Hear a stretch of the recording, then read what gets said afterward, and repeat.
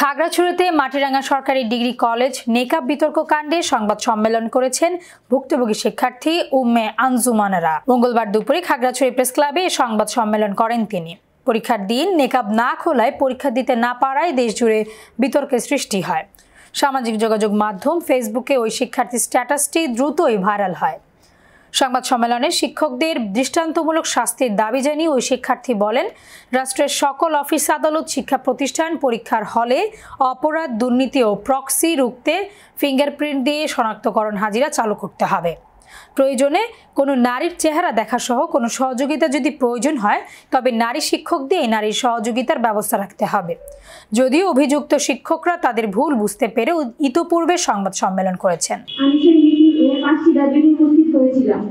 দাবিগুলো ছিল দায়ী শিক্ষকদের স্থায়ী বহিষ্কার, দায়ী শিক্ষকদের নিঃশর্ত ক্ষমা চাওয়া, দায়ী শিক্ষকগণ আর কোনো পর্দাশীল শিক্ষার্থীকে হেনস্থা করবে না তার নিশ্চয়তা দেওয়া। পার্বত্য চট্টগ্রাম ছাত্র পরিষদের সদস্য এবং ওখানকার ওলামায়ে কেরাম এবং কিছু রাজনৈতিক ব্যক্তিও বলছেন, ওইখানে আমি ওসি স্যার বা তেমন কোনো আইন শৃঙ্খলা বাহিনী আমি দেখিনি, আমার সাথে তখন ওনারা ছিলেন না। পরবর্তীতে এসে শুধু আমাকে দিয়ে বলানো, বিরতির পরে বলানো হয়েছে যে এটা ঠিক আছে করেন।